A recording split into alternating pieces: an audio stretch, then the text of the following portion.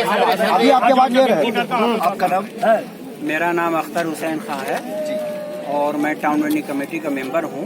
जो पत्र विक्रेता अधिनियम 2014 की धारा 22 के तहत कमेटी का गठन हुआ और उसमें लगभग 27 लोग उसमें हैं। उसमें एसपी सिटी भी हैं, एसपी ट्रैफिक भी हैं। हम लोगों की कई बैठकें हो चुकी इस बारे में और उन बैठकों में निर्णय लिए गए थे कि अलग अलग जोन में कि इतने इतने वेंडिंग जोन रहेंगे। जैसे मैं प्रतिनिधित्व करता हूं जैसे जोन 1 का, और वैसे तो पूरे लखनऊ का ही करता हूं, लेकिन कोटी के लिए गए थे और नगर उन्होंने कह दिया कि आपको बिजली पानी जो है 2 किलोमीटर दूर बंधे के पास है दे रहे हैं, वहाँ चले जाइए। तो बिजली पानी तो हमारे घर में भी लगा हुआ है, उससे पेट नहीं भरता है।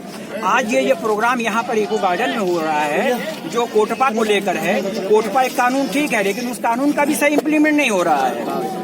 ये सिगरेट पान मसाला का कारोबार करने वाले जो लोग हैं 95% माल की निकासी यही सड़क पर रखे करते हैं। जाड़ा, गर्मी, बरसात, और इनकी स्थिति क्या होती है वो किसी से नहीं छुपी है। ये लोग जो है इनके कपड़े, इनके हुलिये, इनकी पुरानी साइकिल को देख के अंदाजा लगाया जा सकता है कि ये सिर्फ शाम होते होते दाल चावल भर का ही पैसा घर के ले आते हैं।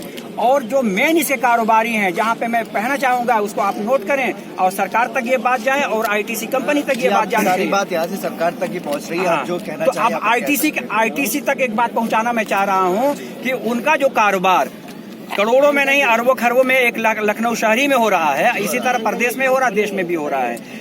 वो लोग इस बारे में क्या राय ले रहे हैं? इतने लोग प्रताड़ित हो रहे हैं और 95% माल की निकासी वही करते हैं।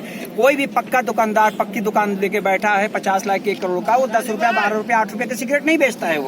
वो सारी माल की निकासी 95% माल की निकासी यही लोग करते हैं। आज ये प्रताड़ित हैं, तो उनको भी आना चाहिए और उनको भी वकील हायर करना चाहिए और वकील हायर करके अपने इनको इंसाफ दिलाना चाहिए अधिनियम के हिसाब से। तब समझ में आएगा कि अधिनियम क्या कहता है। जैसे 2-4 ठीक बात बता सकता हूँ, समय कम है। वो उसमें ये है कि आप एक खुली सिगरेट नहीं देंगे, पैकेट देंगे। एक तरफ तो आप स्वास्थ्य का हवाला दे रहे हैं कि खुली सिगरेट नहीं देंगे, पैकेट ही बेचेंगे। यानी मैं अगर सुबह से शाम तक 1-2 सिगरेट में मेरा काम चल जा रहा है, उससे ज्यादा में आवश्यकता नहीं है। आप मुझे मजबूर कर रहे हैं कि पैकेट लेके पीजिए दिन भर। नहीं, ये नियम तो कहीं न कहीं टीनेजर्स को देखते हुए रखा गया है। जो बच्चे होते हैं उनके पास ज्यादा पैसे नहीं होते कि वो सिगरेट के पैकेट अफोर्ड कर सके, तो खुली सिगरेट पर कहीं न कहीं इसके लिए भी रोक लगाई गई है। खैर ये तो एक अलग बात है, लेकिन आप अपनी बात उसका भी जवाब सुन लीजिए। अगर एक निर्धारित आयु है बच्चे का, मान लीजिए कि 18 साल है, तो अगर वो 17.5 साल का लड़का जा रहा है तो हमारा दुकानदार कैसे समझेगा कि 17.5 का है, 18.5 का नहीं है?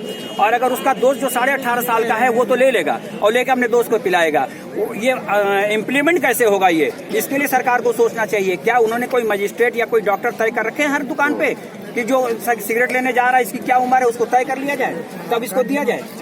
इसके लिए भी कुछ होना चाहिए। आप कानून उसी तरह लागू कीजिए जो जिसका सही पालन हो सके। जिसका पालन न हो सकता वो कानून भी नहीं लागू होना चाहिए। जैसा कि आपने देखा यहाँ पर समझ लखनऊ के तंबाकू एवं पान व्यापारी आए हुए हैं और ये लोग बहुत ज्यादा आक्रोश में हैं। सरकार तक इनकी बात पहुंचनी चाहिए और इन लोगों को न्याय मिलना चाहिए। इनके लिए कहीं न कहीं व्यवस्था होनी चाहिए, कुछ न कुछ सरकार से ऐसी गुजारिश है इन लोगों की। और अगर ऐसा नहीं होता है तो आप अगला कदम क्या उठाएंगे? ये है कि हमारे ये पट्टी दुकानदार इस लायक नहीं है कि इसके अलावा कोई दूसरा काम कर सकें, इसलिए कि शुरू से इनका पुश्तैनी ये कारोबार है। दूसरी बात यह है कि नहीं, मेरी बात ये नहीं है। मैंने कहा कि अगर सरकार इस पर एक्शन नहीं लेती तो आपका अगला कदम क्या होगा? अगला कदम ये होगा कि हम अपने परिवार के साथ सड़क पर बैठेंगे और उस वक्त तक इसलिए कि भीख मांग नहीं सकते, चोरी डकैती कर नहीं सकते, भूखे मर जाएंगे, इज्जत से मरेंगे। इंडिया लाइव 24/7 न्यूज से ब्यूरो चीफ लखनऊ शोभित अवस्थी, कैमरामैन निखिल कुमार के साथ।